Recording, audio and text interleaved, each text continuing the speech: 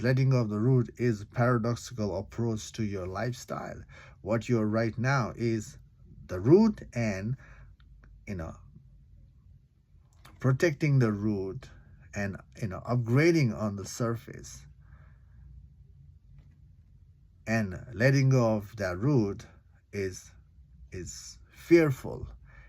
Especially your ego self feels the fear, is threatened by letting go of this root, and the ego self will do everything to make you not to let go of the root, because letting go of the root means the annihilation, destruction of the ego, and that's the end of the ego. So the ego will play its part to maintain the root, maintain the ego, and the ego self is the mind, is the preference, is the belief. So if you hold on to the root, hold on to belief, you are ignoring who you are.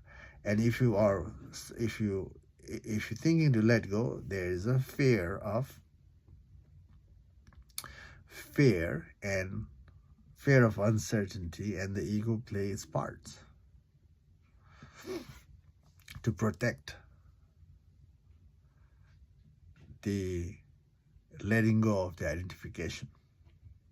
However, again, if you work on your root in dismantling, then if you're thorough, you will see the truth of who you are. You will reclaim who you are. So this is where the point that you go in, or you fall back into your habitual pattern, mundane lifestyle. So here's another thing. When we hear that it's about letting go of everything, people get scared right away, and they don't want to be part of the inquiry practice.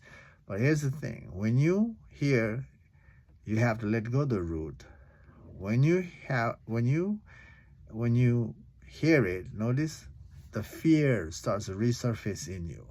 When the fear starts to resurface in you, now you dismantle your fear. Ask yourself, why do I have the fear of letting go? And then that inquiry will deepen.